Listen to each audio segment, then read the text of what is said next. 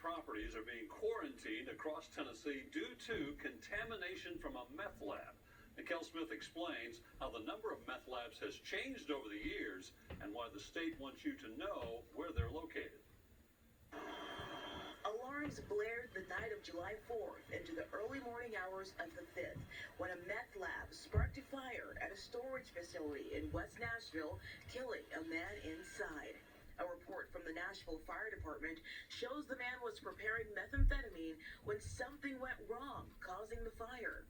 According to the TBI, though meth use is on the rise, meth labs in the state have seen a sharp decline in recent years. What we saw is a good lull in 2012.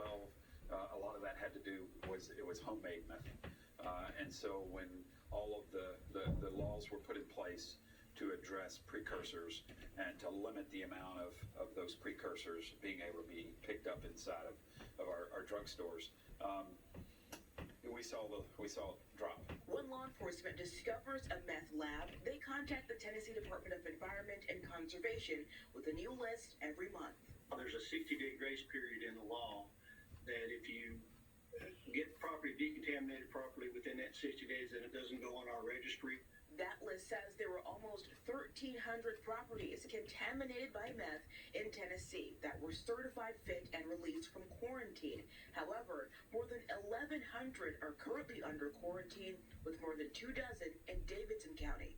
With the manufacture of methamphetamine, you have a number of chemicals that are involved, and not to mention the methamphetamine itself. So you have organic solvents that may be present. You have acids and bases. You have some reactive metals that could be there. And Dell says it's crucial for the property to get cleaned up by an authorized decontamination contractor before anyone uses it due to the dangers of exposure. Of course, we're concerned for everybody's health and safety, but particularly with small children who may be in a house that's, has been quarantined.